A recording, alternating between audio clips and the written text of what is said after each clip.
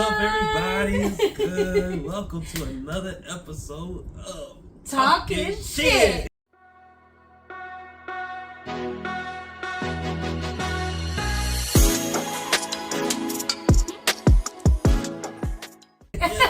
With your hosts, Amanda and Prodigy Que, and our special dog host, Teddy. Cool. I'm ready for today's episode. Ready to get right into it. Right. I think this is gonna be a really good one, close to the both of us, close to both of our hearts, and something we both kind of really stand for as well. So today we're talking about what? The writers and SAG Strike. Yes. And for those who may not know, writers and SAG Strike. If you don't know, what have you been doing? Right, what's going on? I want to hear, if anyone listens to this and hasn't heard of this at all, I really want to know what you do and how you experience the internet without seeing something. And if it creeped through and you have not seen it though, or heard about it because you've been under that special rock, or maybe you've been avoiding it because it's like, I mean, it is a hard thing to deal with as someone like in the industry. So, sometimes things that upset you, we try to avoid sometimes. It's human nature. Absolutely. And this strike does have to do with the movies you watch, the content that you consume, and the writers and the actors, participants of those productions, and them being, just awarded their due, their hard work, return for their hard work.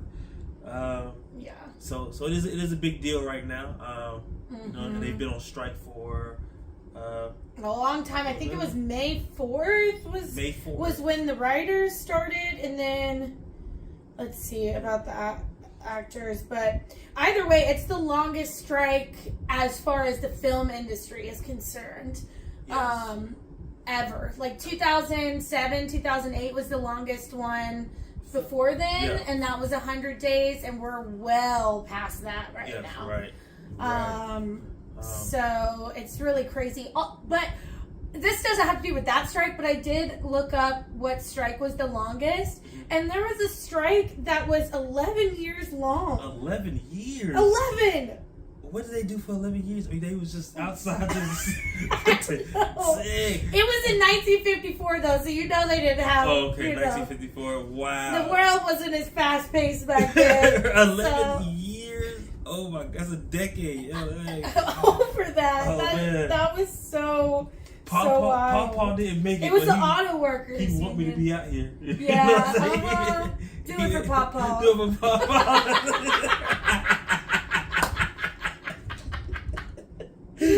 Oh my gosh. So and if you're like us, we will have different moments where we're cutting up, we're laughing, we're joking. Right. That's just how we get through life. Exactly. It's not because we don't take this seriously, or like we don't stand in solidarity, because we very much do. It's just life gets hard enough, and honestly, it helps me feel better to laugh through it. Absolutely. Absolutely. Yeah. And I do hope that they do get what they're asking for.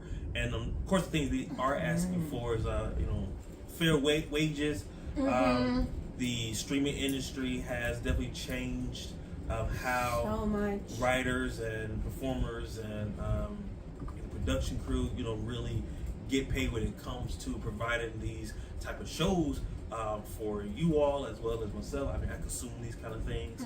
A lot of these major streaming platforms have made it easy for us to kind of get that 24-hour around the clock content. But unfortunately, all the content that we do crave and all our favorite shows that we love to binge watch, a lot of times on the back end, the people who help create those shows are not getting compensated, what they're used to. A lot of the contracts have changed, shortening of seasons and episodes.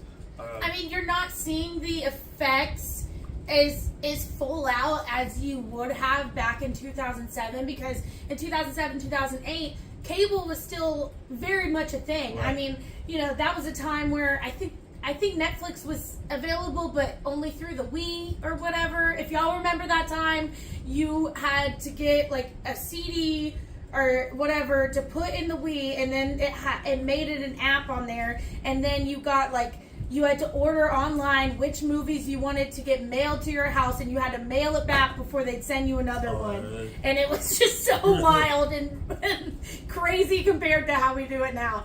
So, you know, that it's a very different world. And, you know, for the longest, a lot of shows were like about 22 episodes a season, something like that, maybe even more. And now, on average, they're 10 episodes a season.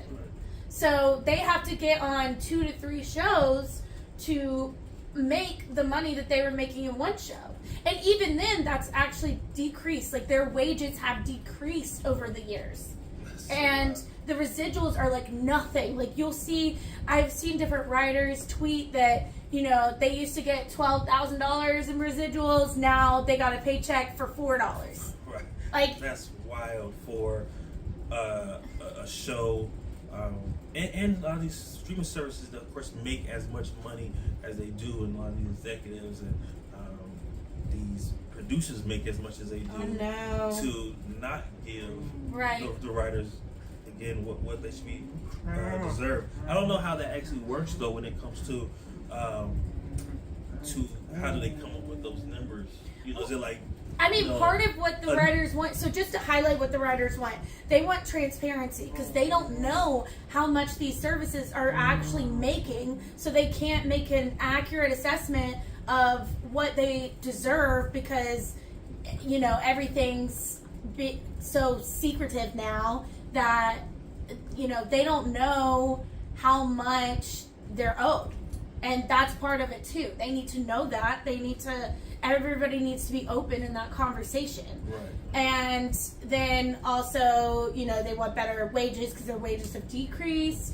AI's in the conversation. Absolutely. So that they don't take over their jobs. They don't let like AI become the writers of everything and take away the work from the writers. Plus they, I forgot what they started calling it, but they used to have a writer's room, and before COVID, writers were on set with everybody. And I went on my first set like right before COVID, and that was a show that didn't have writers on it. It was smaller. But then I went on my first big show after COVID, so I never got to even experience writers being on set.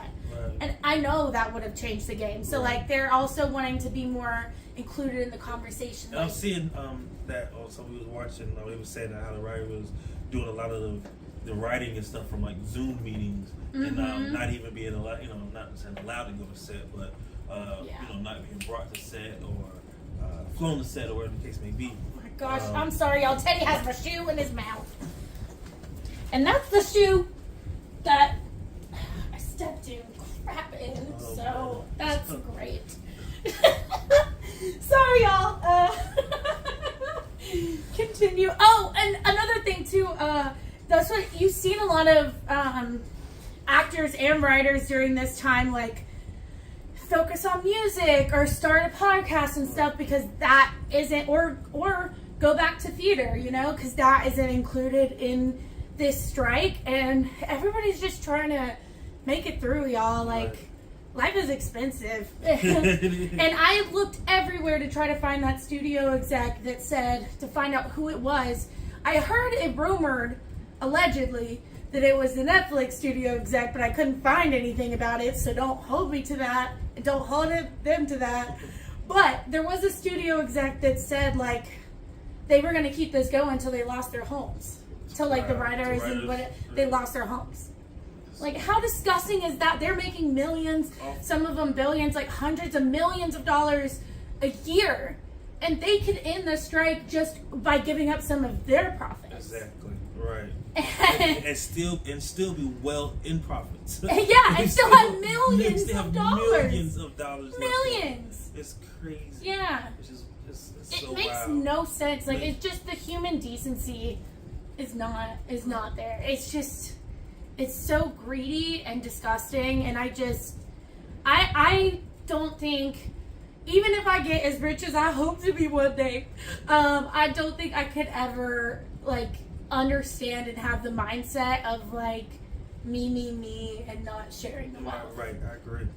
You think about all the people that make up, your company or your business, or like film and these major projects. I mean, it's a lot of key players that's involved, and a lot of people, as every job, take time away from family or from loved ones or other responsibilities, especially on shows, because typically most shows but they get made and produced, a few months to sometimes a few years at a time. So for a lot of those people, they literally did leave their homes and their families for months at a time just to make those projects and to make the shows and stuff that we all love. And paying 2 rents. Yeah, paying 2 rents. Yeah, like 2 rents.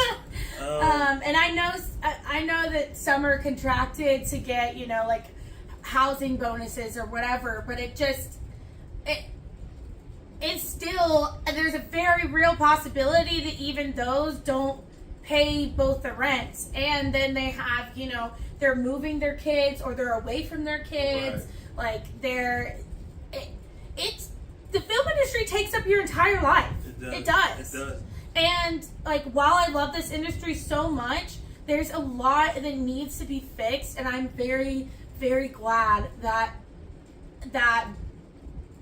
both of these groups decided to fight for what they deserve. I agree. I'm very sad that it's lasted so long, because a lot of people, either in these unions or outside the unions in film, most people in the film industry don't have money like that. Seriously. A lot of actors that aren't rich. Seriously. And know them. Like, everybody knows them. It's a very tough industry to come out on top, and it's partially because of people on the top becoming more and more greedy.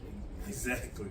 And finding more ways to, everything, cut costs, cut, labor, production teams and stuff get smaller. So just across the board, all these kind of slashes are happening, except for, again, kind of at those top positions where, the checks are getting bigger, pockets get fatter. Yeah. And, they're telling us to kind of take the pennies that's given and, make it work, Olivia Rodrigo said it best. She wasn't even talking about this, but these are her lyrics. She was like, "You have everything and you still want more," Right. And it's just like, they literally have everything that you could imagine and more, and they're still like, nah. That's not enough. Are you kidding me? I deserve so much more for just owning this company and everybody else doing the work. They'll come up with the ideas. I'm not saying studio execs do nothing, but most of the hard work is from the people that are asking for better treatment. See, right. And it affects us across the board. A lot of the protests and stuff that happened in LA, because that's what a lot of the major studios are. But even with us being on the East Coast, and doing things in film, and it affects us here as well on the East Coast, because of course we're standing with those on the West Coast just as well as, of course, here on the East Coast. Yeah. I know people that have legitimately left the industry as a whole because of this and how long it's taken, because not only have they lost out on wages during this time, but COVID was only a couple years ago. They didn't have money. Right. Yeah, everybody was recovering from that time, and then it was super competitive when business started going again, because everybody was trying to have money to live again, and they're just so, and then the hours are so long. So with it being so unpredictable, and with the hours being so long, they were just like, I can't do this anymore. But COVID also, at the same time, boosted these streaming services. Right. So it's kind of crazy at the same time, damn we do, damn we don't kind of situation. And I mean, it's just so crazy. You know? Yeah. And people's want for content now, of course, has significantly increased. I mean, again, I was, telling some friends this, like, again, like I said before, it takes sometimes months to a few years sometimes to make these shows that people can literally binge watch in a day. Yeah. And then be ready for the next season. It's just like, yeah. I mean, it's all a process. And well, we're not going to see the effects of this strike. You still won't see the full effects because of streaming services having a lot of shows already there. But, like, as far as the theaters, I don't expect that we'll see the effects of it until next year, next summer. Yeah, right. And then it'll be significantly less things coming out. Right. Because even some shows and some films, like, have gotten canceled at this point. Not like we'll resume when the strike happens. It's like we just gotta. Right. And I say that too as for the people who do watch and consume these things. When you're thinking about your favorite show, or wondering why maybe some of your favorite shows aren't coming back. A lot of shows have been canceled. This being a major reason why. But that should definitely be something to push forward to make these companies do more. Because us as the consumers, of course, always have the say so. Yeah. And if it's across the board where they could see the effects of this writer's strike, where people are less engaged or not streaming as much or watching certain things as much, then I think eventually. They'll see. We have to kind of hit them. Always what they say, hit them with a pocket. Yeah. That's what's been hard of me deciding. Like, I definitely have streamed less in general, but I've been trying to figure out how I can make an impact, and I want some way to talk to people, and maybe even if it's just one day, everybody decides that one day we're not watching a single streaming service. That would be a huge impact to them. And I would love to front run a lot of that, or if I know about it happening, tell people. I gotta figure out something. I agree. I gotta do something, and that's part of why we wanted to talk about it today. Yes, right. I mean, the writer's strike in particular, there's been a lot of news in this past week that negotiations are looking good, and they are moving towards a resolution. Yes. So even when this episode comes out, the writer's strike could be over, which would be amazing. Great. Yeah. But I haven't heard anything personally about the SAG strike getting close. Yeah, right. And, both of them, you can't have one without the other. Exactly, so we're not going to start any filming besides maybe talk shows and stuff without the SAG part. But even the talk shows, a lot of them are SAG too. Yeah. I mean, Drew Barrymore, did you hear about all that stuff? No. So it's a double-edged sword, right? Because I get why Drew Barrymore, she has a talk show and she wanted to restart it during all of this.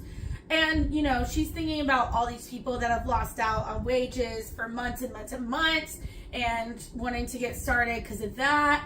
And, but she was a WGA show and she was going to continue without using them. Oh, wow. Really? And and then, she's a SAG actor, so she got called on being a scab, which is, if you don't know, that's someone that decides to cross the picket lines, which essentially means going against the strike and choose to work or accept work or even you're not even supposed to promote your work during this time. So even choosing, that's why Selena Gomez got into some trouble for being I miss y'all, at Murders in the Building or something. She posted something and then she got in trouble for that.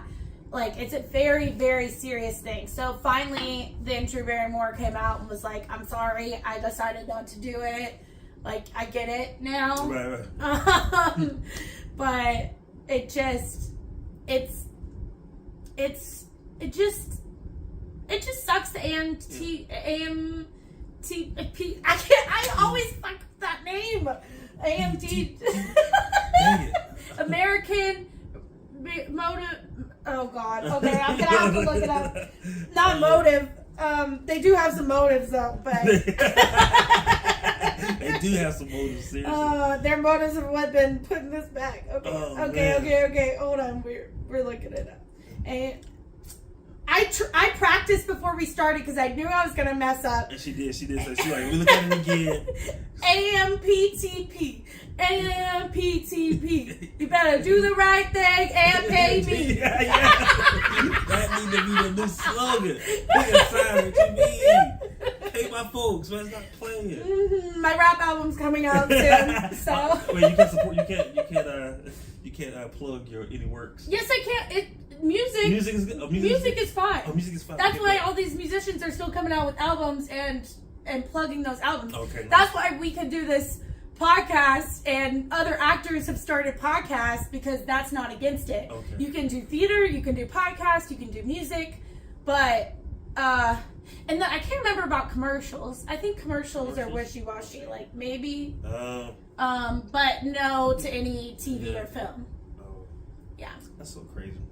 And then doing so much stuff, like even with this AI stuff, you know, and they can do so much stuff. I mean, I've even seen them, of course, like take the images of like actors and stuff, and it's like looks so real. It's wild. It's like they can make whole movies without a person to write it, to be in it, to star in it, and I mean, so like across the board, I mean, AI has the potential to, I mean, really wipe out our whole profession, really. You know, especially with the production companies, these major studios, with the amount of money they do have, and the way that CGI had already taken over a lot of the films and stuff we watch.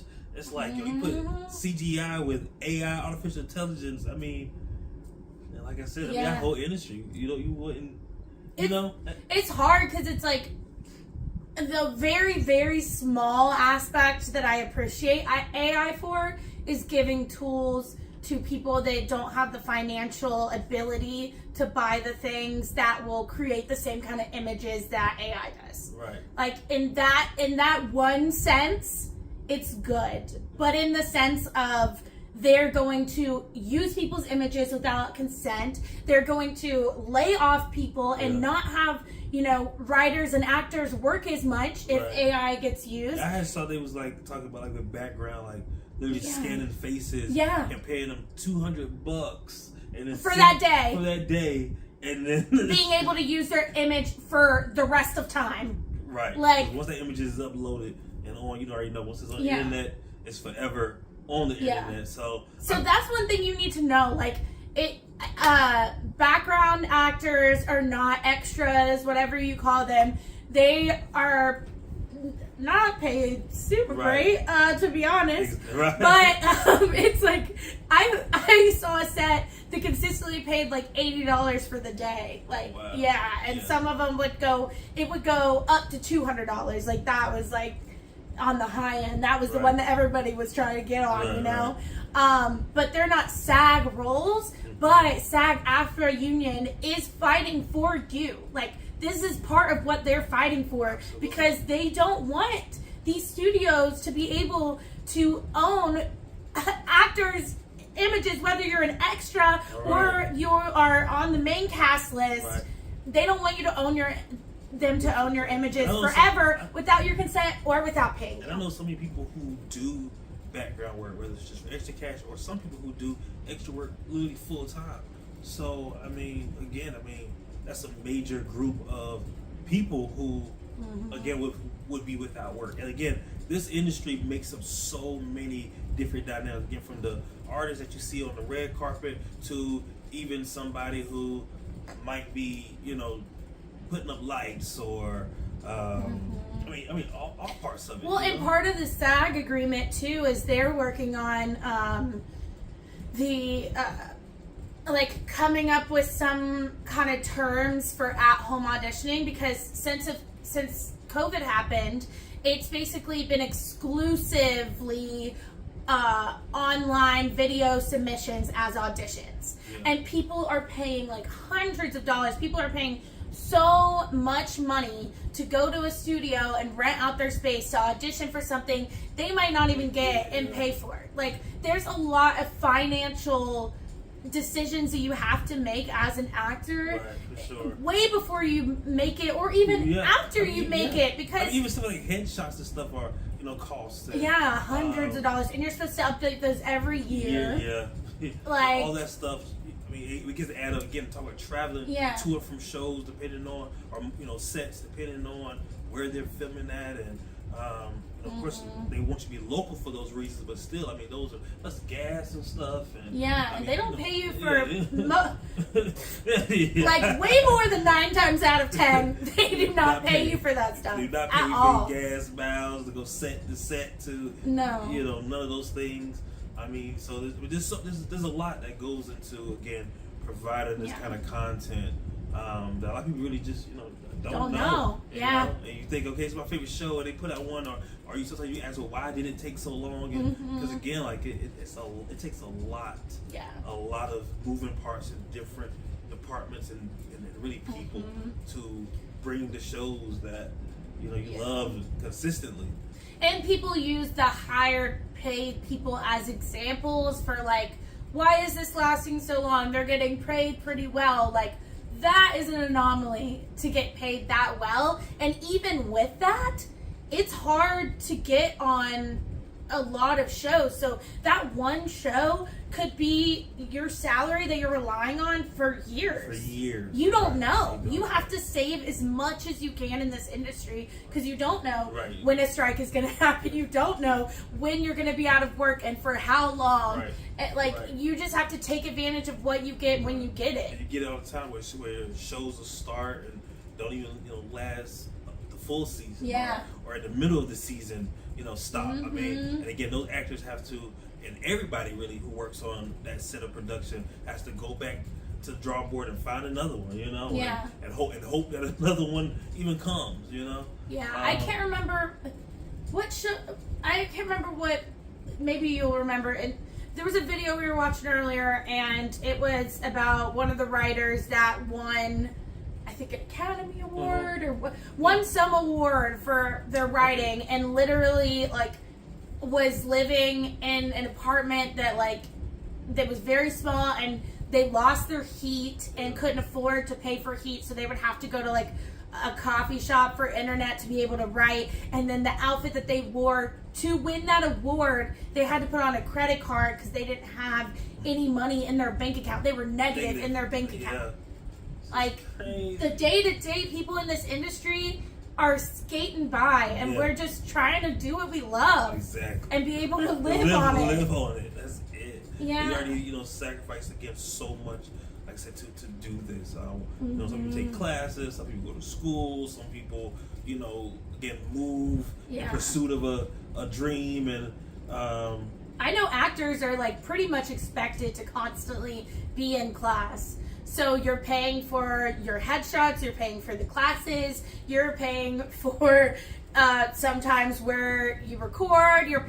If you're not paying for where you record, then you have to pay for a lot of equipment to record and make sure that it looks a certain way, because, you know, this and that, people might not agree with it. I don't know if you remember, there was a video during COVID that came out of, I wish I remembered his name, but there was an actor that's very well known but isn't rich, and he was on a video audition, and the director or studio person, someone higher up, made a comment about how shitty his living space was, but he thought he was on mute, so he was like talking shit about like, oh my god, like it's so awful that they have to live in these shit boxes and blah blah blah. I was like going off, and then the actor is just like politely like, that's why I need this job, so that I can afford to live in a nice place. Like, I you had to give it the party. Yeah, you got it. Honestly, if he did it, then what are you doing? Come on. It's crazy, because just because somebody's walking a red carpet doesn't mean that they can afford like fancy stuff, period. Like, a lot of that fancy stuff is just like, a lot of times it happens where costume designers will like essentially rent that out. Sometimes you'll pay for it, but sometimes if they know your face, they'll like dress you up all pretty and nice and in something expensive for the day to show off their product. Right. But it's not that you could actually afford that dress or that suit or whatever. Right, exactly. You know? Exactly. So it's a lot of like, there's a front in this business that I feel like you have to really do a lot of research or be in the business to understand that it is a front. And I'm just a fan of transparency. Exactly. So I feel the same way. If they just let it be known like what's going on, what's happening, and I mean, you see the money. You know what I'm saying? You can follow the money. It's just like, yo, like where's the trickle down? You know. And I'm just afraid that they're gonna put more of where they need to pick up the funds from the consumer when really they could afford it themselves, and that's what I'm nervous about. Right. And that's happened too. So I think again you're getting to see that a lot of these streaming services start increasing their prices and stuff, and then that's, I mean, so again, it really begins to affect all of us. You know? And I don't know about y'all, but thankfully I use a couple of my friends' other streaming services, but even then, I'm paying as much for the ones that I do use as we used to pay for cable. Yes, crazy. To get everything. Everything. And get stuff free on demand through our cable services. Yep. It's wild now. Because even like all the major networks. And that's really, we're paying way more now because of the appreciation of the dollar. Yeah. So. And even more so. And with all these new services coming out, I mean, and everybody's now, you know, making their own things and their own production. Now they're doing, you know, this company is now sponsoring their own originals, and now this company now has their own originals. So now everybody is, you know, which, you know, you would think that would allow for more opportunities for us because everybody's kind of, you know, doing those things, but it's not the case. It's like more opportunities, but now again, lesser paid for it. You know, the fact that wages have decreased is wild. Yeah, right. It is wild. It is wild, especially because again, that need for content has increased. Yeah. So for it to decrease in a time where people want more, the need for content has increased. So it's the payout for these studio execs and the payout for like a lot of the higher ups. Like all of their stuff has increased. The appreciation of the dollar just keeps on going up.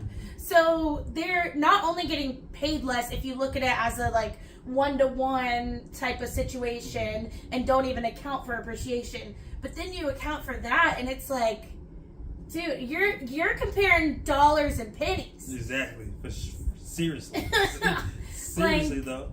That, you know? It just it grinds my gears. And I said it's definitely nerve-wracking for what that does to the future of it all. Because again, as AI does continue to develop and continues to grow, and people really begin to learn what they can do with it, it's like what will the content, you know, that we receive be like? You know, what is the future really of our industry? You know. That's the question right now. That is the biggest thing, right? I mean, even with, again, if the writer's strike end and they get those fair wages, I mean, that is going to be something that's, like I said, I mean, streaming services right now and streaming period right now, through the roof, is only going to continue. I mean, I don't see streaming. No. You know, like I don't see it. I mean, like I said, I don't know if people really even get cable and stuff anymore. Like, yes, because I know my parents do. I think my grandparents got like satellite stuff. But that's only because of sports. Because they really. I know streaming, like all my other family members and stuff. Everybody, especially even with the smart TVs embedding streaming services in them now. So it's like I don't even have to put the cable box because my TV already comes with this. All I can do now is just link my account or set up an account, and then, you know, I got you know, movies, good, bad, and indifferent. I mean, part of it too. At the same time, some of those things for me is a good thing as far as streaming services, because I do think that many of them have given the independent creator a greater avenue, and so I wonder, like, even still how that may affect, because you might have independent companies and stuff that's, you know, not on a union level and still make get picked up. Yeah. Yeah, you know. Yeah. But that's just, I mean, that's a rarity. I feel like that only comes from them going to things like Sundance and different film festivals and like meeting people there, which is already a cost. But not necessarily because like platforms like Tubi, you don't have to do any of that. You get subscription with them, and Tubi actually makes really good money. I've heard some good things. I'm talking about some good money. Like I was like 30,000 type up in there. Like you get some good money. So if new services like that come, I mean, I don't know. So I mean, it's so crazy because I would love like a way to view more independent films, though. Absolutely. Maybe that's the thing. Maybe that's the challenge. Is we need to only view independent work now. Yeah. During this time until this ends, that's what we should do. I'll pledge. But then I wonder if this is like, how does that then affect the ones who are, you know, even in the future? Like, I wonder how does that affect, like. Well, I don't mean period. I just mean until the strike ends. Right, but I'm looking in the future and the idea of that. Like, do you think more independent production companies would come out of this? Like, even not out of this situation alone, but again, maybe the next 10 years with the fate of that being present. I mean, I hope so. Power to the people, you know? Like, I feel like, I just hope it's, my thing is I want some way for this industry to have more front runners that are going to change the game in a positive way where everybody can eat, you know?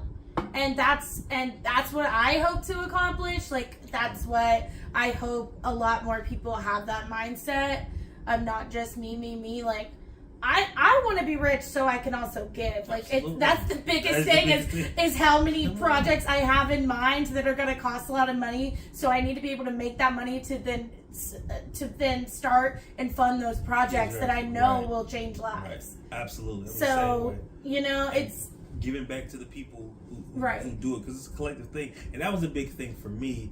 Why I personally do kind of choose more of a independent sector. You know, we did work on a major network, major production, and kind of seeing some of those things and those politics for me really turned me off already.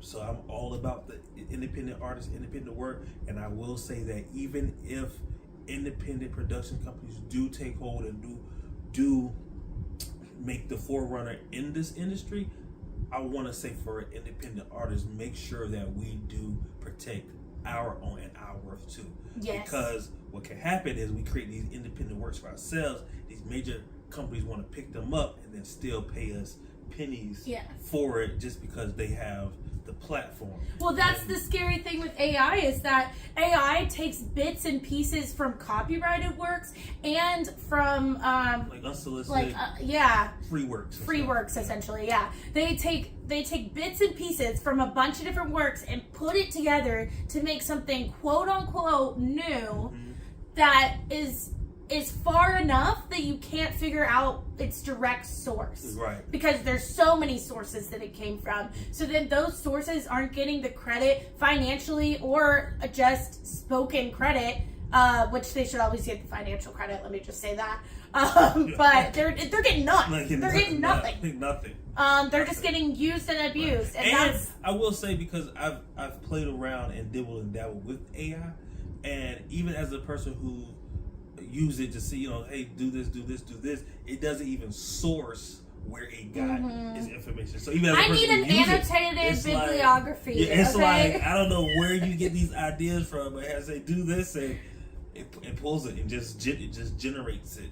And so it's really it's crazy, especially in the kind of time it does, which again is frightening too, because like I was telling one of my friends yesterday, actually, I was like, you know, I've written scripts and stuff, and sometimes I've had some scripts, like bigger works, that takes years sometimes to write and finish. And you have like an AI, you say, oh, write a script, and it'll give it to you in seconds. Yeah. You know, is wild. Yeah. So of course they're gonna choose that avenue unless we protect ourselves. Exactly. And that's what this strike is about. Exactly. Like, that's the main idea, is fair wages and protecting ourselves from robots legitimately taking our jobs. And they were saying, for some we watched earlier, it was that after the first strike, the one in the 07 one, that had they not have acted in kind of, because at that time they was going against the turn of where internet was taking over. Yeah. And had they not have gone after that and won, then we wouldn't even be seeing the residuals and stuff we get now from these streaming services, because it wouldn't have protected us from these streaming services. You wouldn't have even made $4. Right, you wouldn't even make $4. Right. So, again, that's how powerful, almost in the future, these strikes could be. Even though it might be momentarily now, but they really can affect the next 10 years and next 10, 20 years. You know, so that's why these things are important, and that we stand in unison in it. You know, on our side, and really, you know, like customer side for them. Honestly, I feel like the biggest thing is the consumers speaking up. The consumers that aren't involved in the industry at all. Right. If they can speak up and rally together, then the AMPTP, I said it right, would have no choice but to act fast. Right, because many of the people who were on the committees and the boards were saying that that's the thing.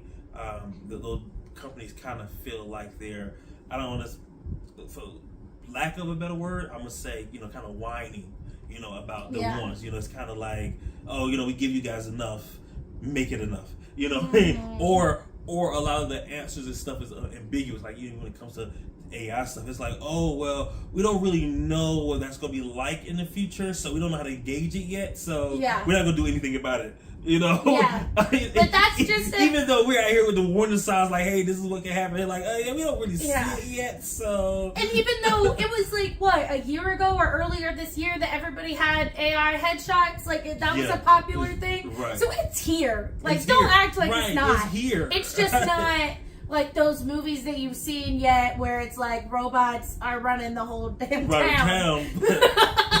But we don't want to get there. We don't want to get there. We don't want to get there at all. And we definitely don't want our profession to be wiped away and or replaced anyone, by or AI. any group in the profession. Right. Especially because as a whole, from the history of this profession as a whole, I mean, we go back to you know, the original theater, and I mean, the whole idea of, you know, acting and productions, you know, from the beginning, you know, literally, you know, this industry as a whole in its entirety has always been done and held by people, and ran by people, and promoted by people. It's stories of actual people. Yeah, and that's, you know, that's the thing too. I feel like AI can only go so far because they don't have that human connection that will bring out those like funny human jokes, like that just humans will understand. Like, I know that there's a lot that AI can do and understand, but there's still,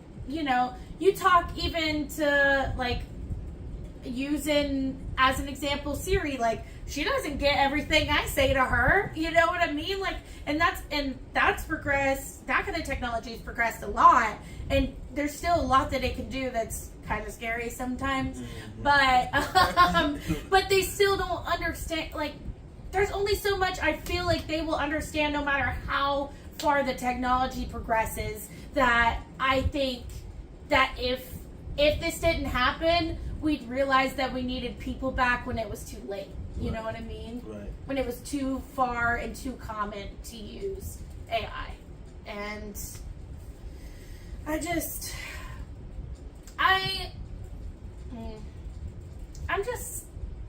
sad. Yeah, I know. It really is very, like, I mean, even again, like, just for the future and for somebody who's, again, fighting for this, and you know, because we do aspire to be the people on the red carpets and things, you know. So for us, it's really pursuing a goal and pursuing a dream that we've been doing for so long, and many other actors and writers, you know, still trying to make their way and make the name for themselves. Like, in the whole industry as a whole, like I said, I mean, the future is very, I mean, it is very sad. I mean, it's sad across the board that what we fighting for now is like, when we try to still get in the door, it's like, okay, you know, we get through the door, it's like the daunting task. Okay, we still might not get paid much. We still might not. And you then, know what I mean? especially because you know, we don't like the game, the politics and all that. Right. There's a lot of things that happen in the industry that I really don't agree with, and I can't stand for, and I can't participate in. And I've seen the effects of like comparing myself to people that I have seen participate in the politics and where they are, and yes, they are further ahead than me, which sometimes like does make me sad. Like, why don't you just play the game? Right. But then whenever I have that thought, I'm like, no, because I want to stop the game. Stop the game. I want to be a part of the group that stops the game and makes it fun again. Fun. It makes it fun. I mean, this thing. That's why we all got into it. It wasn't just the money. The money, right? At all. You wouldn't be in this industry if it was just the money, because you can get the money from another industry. Right. And probably a lot quicker, faster. Yeah. You know what I mean? Like, seriously. If you're after the money and the fame, babe, you're in the wrong one. Seriously, like. And I just really want sets to be like super fun and loving, and an environment where anybody can talk to anybody, instead of, oh, you could only talk to like your level of people. Like only the people that are getting paid similarly to you. So they come down to y'all get paid to say, y'all can talk. And if the higher ups, if they choose to talk to you, you can talk to them. Right. But don't even say hi. Right, it's crazy.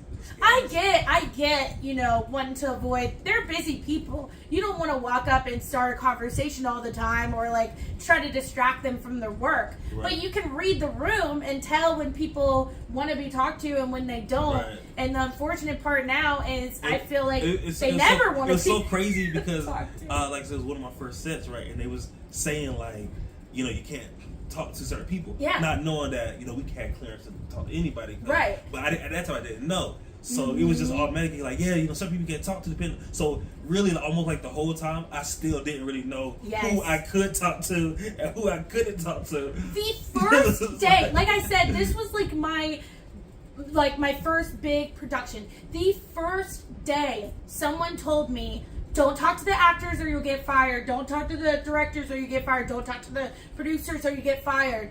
And turns out that was wrong. That was dramatic. I got it too. I was like, right. That's what I was told, and this was my first big production. So I was like, okay. And I was so weird through this whole process. I was weird because you know, even when he was talking to me, again, it still was like, I don't know how much I can say. I don't know when we caught talking to you, because they might think I'm talking to you. Like, so then I even participated in the feeling of only talk to your people on the same pay level as you. Right. And I feel like I watched people talk to the actors, I watched people talk to the producers and directors, and was like, wait, but they didn't get fired. I'm confused. Like, what? And I admitted, there was an actor at the end that I admitted, I was like, I feel like I've been weird, because, you know, part of my job was watching people, but then I wasn't ever really communicating to them, so that I was just like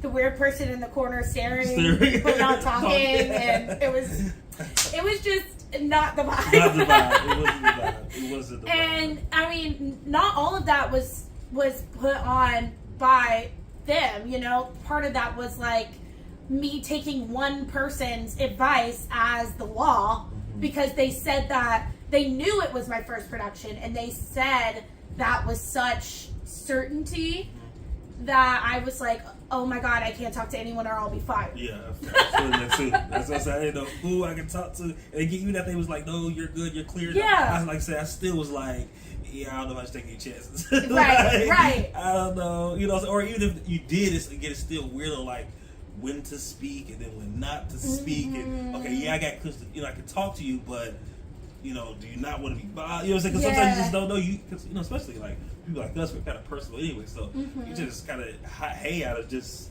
kind of natural, you know, nature. So to feel awkward about it is always it's always weird. Like you know. So. And that's why I'm gonna call out Miss Pat right now, because I've heard several interviews of her talking about her sets, and like she is an inspiration to me, and I hope it doesn't turn to the Lizzo situation where my inspiration becomes not my inspiration. But anyways, she like is a producer, an actor, director, and she talks to everyone on her set. It feels like a family. It's fun, and there's no politics in like who you can or can't talk to. Exactly. Now, of course, with any place, you need to know when to talk and when not to. Right. And that was something I personally had to learn, especially as a loud person that definitely cannot talk during takes. Do not talk. Because I will get yelled at because they will hear me on the mic.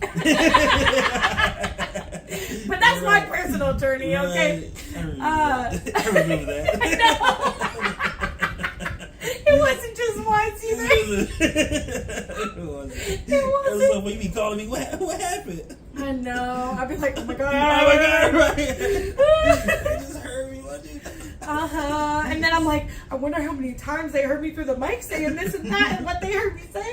Oh my god. Those things do pick up really good. They do. They really do. Oh they my do. gosh. And I didn't know quite how well until I did some sound booming myself. Then I was like, shit. Yeah, because even when like you watch like reality TV shows and sometimes they be really far and they put the words at the bottom, like how do they? The mics really picked it up. So even when you on those shows and it's like you think you're quiet or you out the way, the mic's just getting very big, and they actually turn towards your way. You better get it. I'm still traumatized by the one time that my phone went off during a take. It had never gone off, and I always kept it on silent. And then we were in the middle of a take, and it went off, and I also didn't think it was mine because I never had it on. So I just let it go off for a while before I realized it was mine. Like I was like looking like, who let their phone go off? Like, you know, like I was mad too, and then I was embarrassed. Meanwhile, it was me. Oh man. Oh, I will never forget that day. Oh my gosh. Yeah. But moving back to the strike, sorry. Yes, sorry. But there was also some strikes. Speaking of though, there was actually some strikes. Not strikes, but like unfair things going on with like reality TV. Yeah. I was trying to find. That's why I was looking at my phone earlier. Because Nick, if you watch Love Is Blind, Nick was on I think season 3. Hold on, I'm gonna look it up. But yeah, you go ahead and talk, and I'm gonna look it up. Yeah. So I know that like there's always been a few things with like the treatment, I guess, that reality stars get, reality TV stars get, things they don't get in filming a lot of those projects. Yeah, I just found one article. So yeah, Nick Thompson. He revealed that he was at risk of losing his home after struggling to find a job in the wake of his 2021 appearance on Love Is Blind, because no one would hire him. Because they kind of, based on what I watched, I didn't necessarily have a good impression of him. So that's what's hard with reality TV, is to find out what they cut a certain way to look a certain way, and what is real. But either way, what is presented, people will take that as reality. Absolutely. Especially it's called reality TV. Right. So you think it's really real when a lot of these shows have writers writing their scripts. Exactly. And he also talked about how they got paid $7.14, which is unfortunately the minimum wage. That's a whole other conversation. Ridiculous. And he said, in quotes, while being treated like a prisoner. And because, you can only go places at a certain time. You have everyone watching you. That's the one really weird thing about acting on set, is everyone's basically staring at you at all times, even if you're not performing. It's really weird. And I know for reality TV, of course, because again, they are filming your day-to-day, so to speak.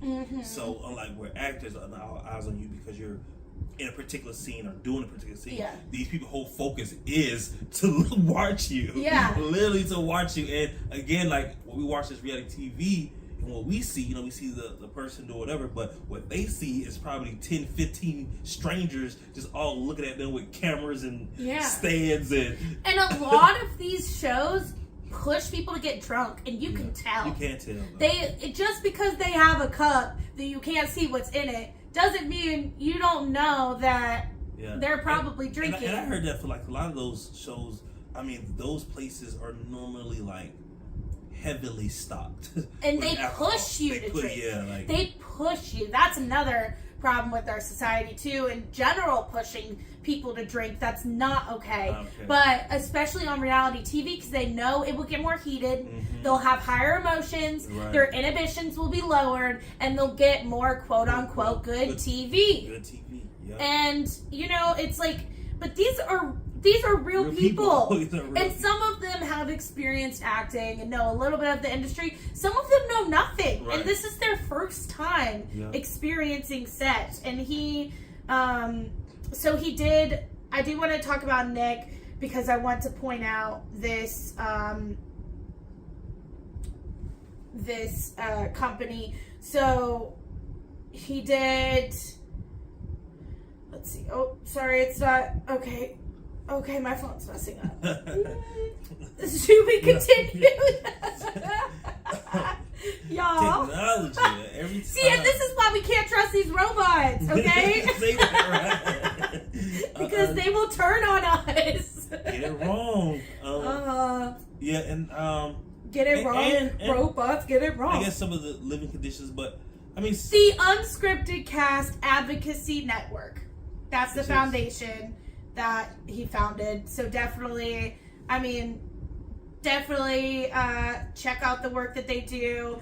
I want to check out more because I just recently heard about this, so I haven't been able to deep dive into everything. But from a general standpoint, I don't see how this couldn't be a great thing for people in the reality TV industry. And I mean, I get kind of both of those things sometimes. I mean, the thing about reality TV, I think, is that of course, people do or should understand that, how they're putting themselves or may be putting themselves out there before signing up. And I don't know how many people actually do consider that versus how many don't really think about the long-term effects that these reality shows can have on them, or it's just kind of like, oh, this is a dope opportunity, sounds pretty cool, I could be on TV, and sounds fun, let's try it out. But I think it should definitely weigh more about what they're actually really signing up for. Because even when it comes to like certain things, like I know certain things was about wages and what they get paid, but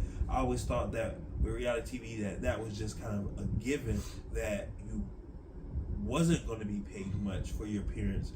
But of course, everything else we provided, like your housing. Some of these places, are in various parts of the country that otherwise you wouldn't have been to or lived in. And I know that normally they cover all of those things, and so a lot of those, like your food and stuff, you don't have to worry about room and board. So and typically when you do anything, that's always a major expense.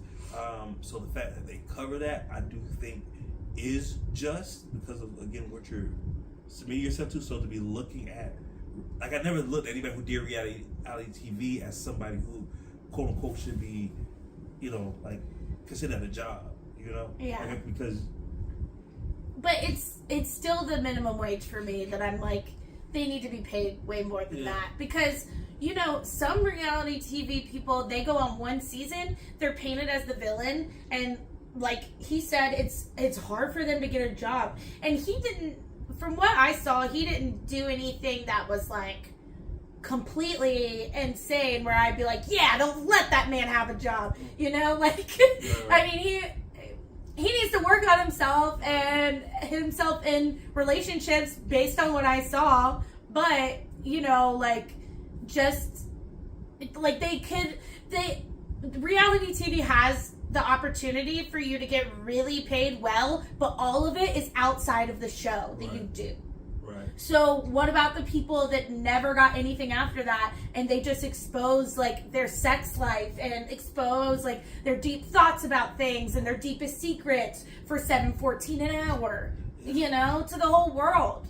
Yeah. Like it's about that stuff more than anything. But again, I always thought with those shows, like you go on. I mean, again, it is reality TV in itself. You know what I mean? So.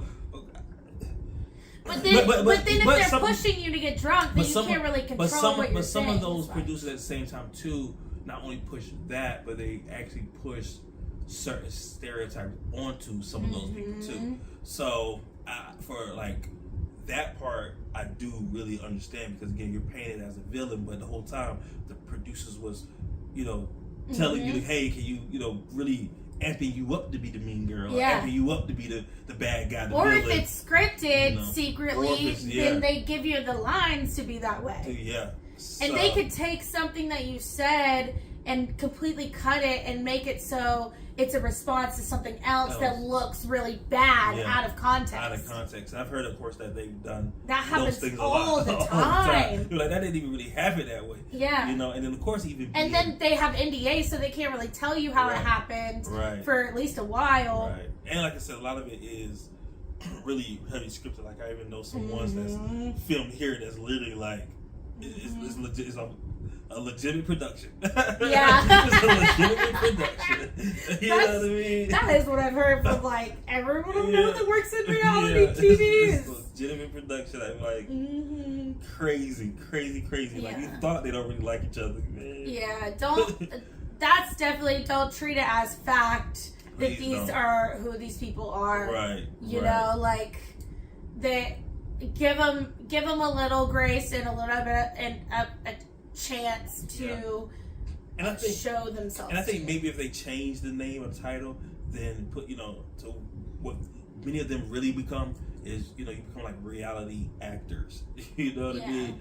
But then would people watch it as much? I think the appeal is that a lot of people don't know how scripted it is, and they think that they're watching real life. Yeah, but I think in order to give these people the type of compensation stuff that they're going to be looking for, they would need to kind of transition somewhat into like that part of the world, So, I'm just thinking of the higher ups and what they're going to go for. You know what I mean? They're probably not going to either. I mean, the people who are actually part of unions are fighting hard. So So reality stars, they not even really caring. Yeah. For real.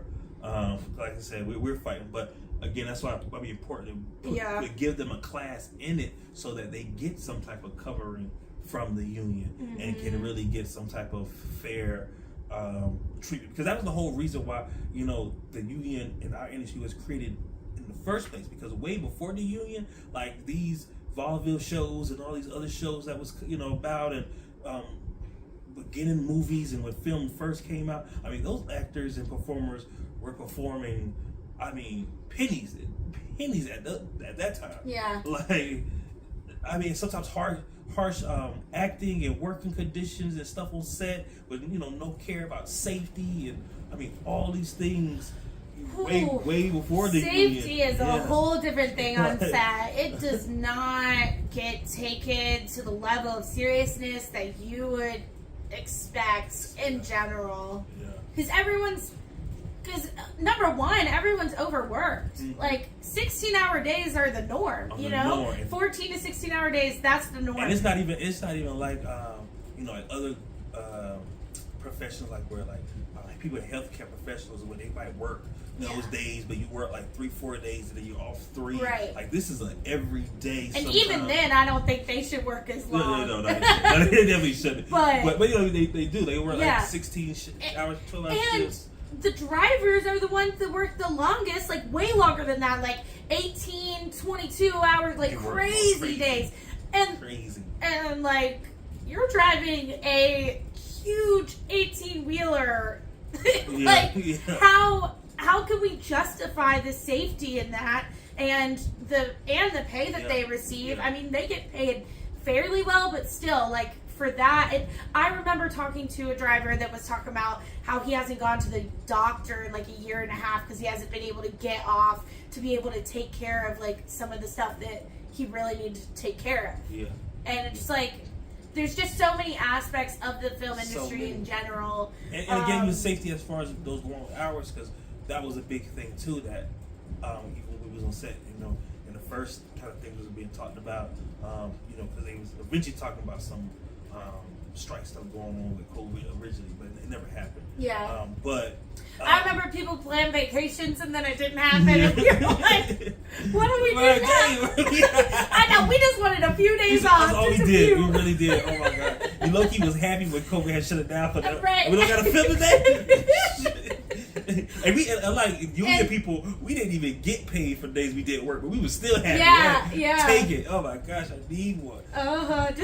Just one day. But now, in retrospect, based on how long this strike has gone, I am very glad that strike did not happen at all. Oh my gosh, because who knows how long we would have been out of work, or if that whole production would have shut down and never reached the light of day. Yeah, this is true.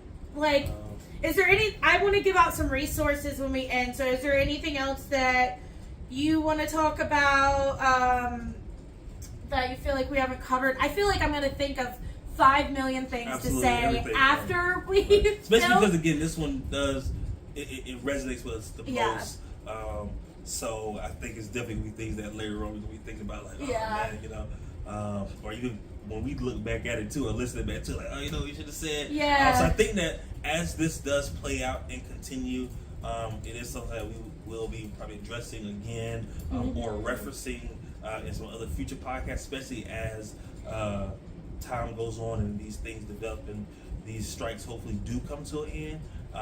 But, you know, and we'll, you know, keep letting you guys know about you know, what's happening in the world, man. Yeah, it would be incredible if both these strikes, by the time this episode came out this week, was over. Absolutely. But I think the WGA has the potential. I hope that the strike gains the potential soon.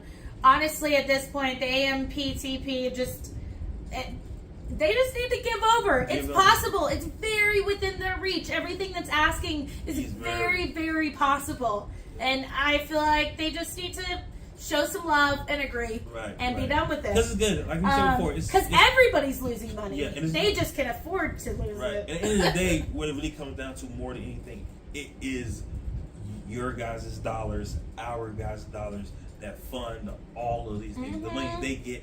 And so ultimately, it is really coming to you guys as the direct consumer. Saying, because, you know, honestly, you're the one who pays our bills, you know, and says where your money goes, you know, and what you're willing to stand for. And again, like, it is going to eventually affect all of us, because again, if we're not doing the writing or we're not doing the actors, then again, some of these shows that I know we all need, sometimes, like, you know, long days work, a long weekend, sometimes just to get away. I mean, that's why we go to these shows and find these shows, or find people, you know, think about the actors that play these roles that you fall in love with, or that, you know, their role reminds you of yourself, or you see something, you know, like that's a real person playing that fictional character. But I feel like a lot of the power is in the people, and we just need to take advantage of that power.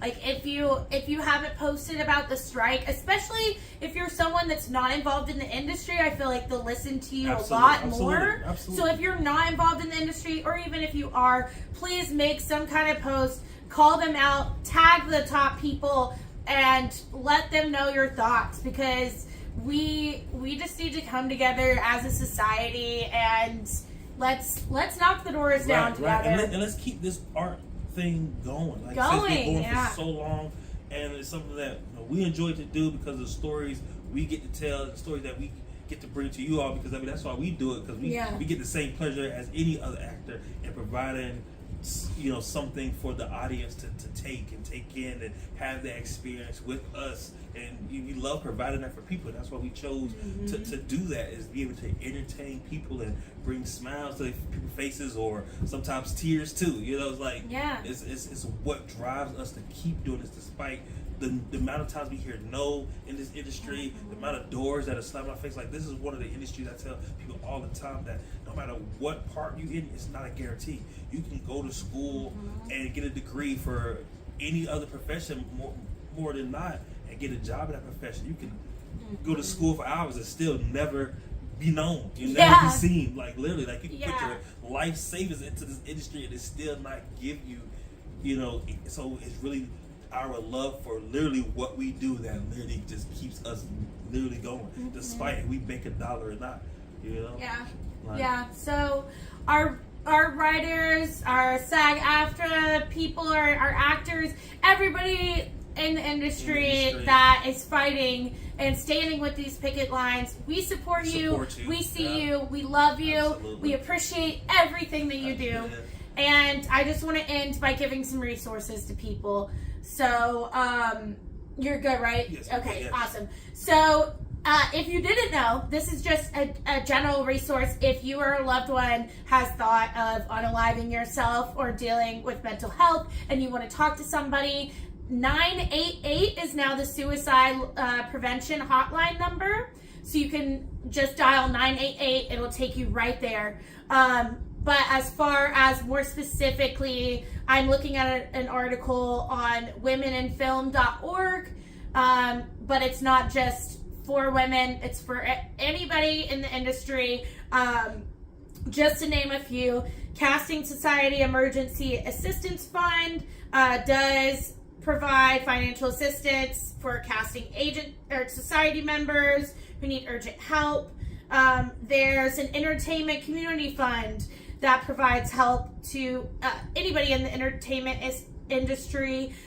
Green Level Grocery Aid provides $100 of grocery funds directly to lower level WGA writers, support staffers and pre-WGA writers during the strike. There is IATSE has a few different programs that supports for strike assistance. There also just make sure you fill out your unemployment too. That's a great resource that you have. There's the SAG-AFTRA Federal Credit Union that can give you credit during the strike. The SAG-AFTRA Foundation in general, they have different programs where they will provide assistance. WGA Strike Assistance has no interest or low interest loans. Pay Up Hollywood. I'm just going to name a few more on this article. AGMA Fund. There's different discounts that you can get. If you just ask for, honestly, period, no matter who you are, ask for discounts whenever you go anywhere. I've done that and saved money just for random things that I would have never, ever known because they don't advertise discounts. Yeah. Trying to save you money across the board. Right. Everybody. But yeah, there's a few more. The Good and Welfare Emergency Assistance, that's for WGA West members. Yeah, so, there's many more resources out there. Right. Just definitely check into them and take advantage of them. Absolutely. This strike hasn't been easy for anyone, the consumer, the people involved, and we just appreciate whoever's on the picket lines doing the hard day-to-day work. I appreciate Fran Jesher and all of our SAG-AFTRA board. I appreciate the WGA board, just everyone that's had a hand in supporting people in this industry and trying to create an industry that gives back to the people that create it. So thank you all for the work that you do. Absolutely. Thank you for listening to this episode of Talking Shit. Thank you. If you haven't already, please follow, like, subscribe, download, rate, review, DM, comment, everything, anything. Please, we want to talk to y'all. Yes. We thank you so much that people have been tuning in and coming back week after week. We see it. Every follow we get, every like we receive. Like I said, it means the world. It does. It does. It really does. And even seeing us get this far in doing this thing, it's just been really joyous to us, and we hope we've been bringing a lot of joy and laughter to you guys, and we're going to continue to go as long as y'all want to continue to hear us talk shit. Yeah, it'll only get better. Get better. So every week we're going back to and looking and listening, taking the feedback that we've been getting from friends, family, and again, any feedback you all have, we definitely receive and take it in, so that when we come back every week, we try to adjust and change, and hopefully by the time we get this thing really going, you'll be able to see that progression, and you definitely stayed the course with us during that progression. You know. Yeah. So tell everybody you know. Share with everybody you know. You know this one particularly, and again, if you know anybody as well who acts or in the industry, any part of writer or any part of the industry, definitely tag them in this as well. If there are any writers, actors, anybody in those unions that wants to be on the show, please let us know. Oh, absolutely. We would love to have you on and hear a first-hand perspective of what you're going throughout this strike. Absolutely, that'd be so great. Yeah, absolutely. Yeah. So all is welcome. So talk to us, man. You know, DM us. You know, we gonna bite. Yeah, DM us, or we also have an email. Talkin TALKIN shit. You know how that's spelled. ATL@gmail.com. So definitely, email us. DM us at Talkin Shit ATL on Instagram, on TikTok, wherever you find us. Yeah. Just come talk shit. Okay. All right, you guys. Love you. Bye.